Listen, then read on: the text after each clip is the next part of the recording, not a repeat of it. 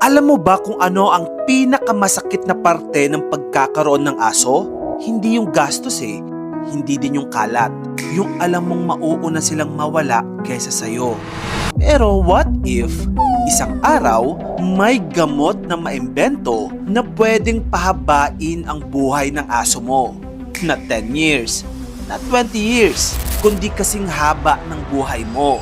Well, itong pangarap na ito, hindi na lang sci-fi. Kasi ngayon, may tinitest ng gamot sa Amerika na ang goal ay tulungang humaba ang healthy lifespan ng mga senior dogs. Ang pangalan ng gamot na ito ay LOI-002.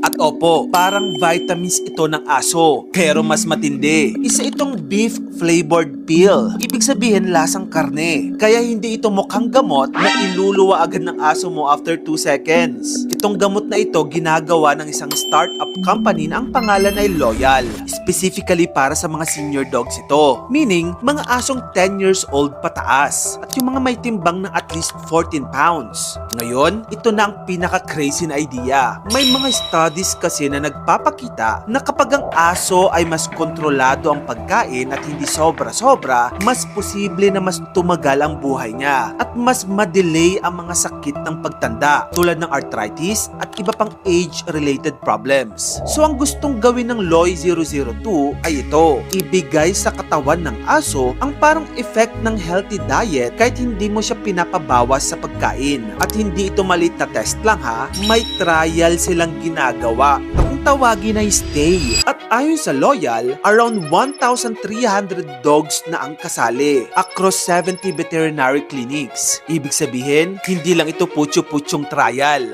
Malaking study ito, 1,300 dogs. Ganito yung setup ng trial. Yung kalahati ng mga aso, totoong LOI-002 ang iniinom nila araw-araw. At yung kalahati naman, mga placebo lang. Wait, ano ba yung placebo ulit? Parang fake pill siya. Kamukha, kalasa, pero walang active medicine. Well, bakit ganon? Para malaman ng mga scientists kung talagang may epekto nga ba yung gamot o baka guni-guni lang ito ng mga tao. As of now, ongoing pa lang ang malaking study na ito at wala pang final result ang trial. Pero seryosong tinetest talaga ito. At ang mas wild pa dito, noong January 2026 lang, tinanggap ng FDA ang isa pang safety package ng gamot na ito. Sa madaling paliwanag, parang may checklist ang FDA.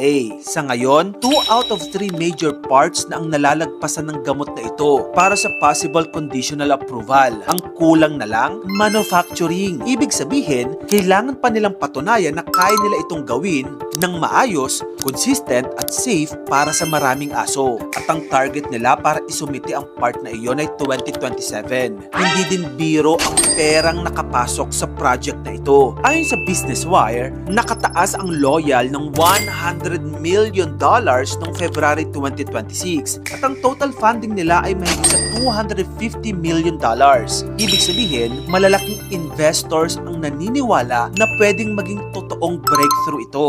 So yun na nga mga kamagkano, posible na sa mga susunod na mga taon, ang aso mo ay hindi na lang bibili ng chew-toy. Baka may daily anti-aging pill na rin sila. At kung mangyari yan, hindi lang ito big news sa pet world. Posibleng maging history din ito sa medicine. Kung gusto mo pa na magito pang klaseng contents, dito lang yun sa channel ko kaya follow ka na. Mag-subscribe ka na rin sa aking YouTube channel. Yun lang, maraming salamat sa panonood mga kamagkano.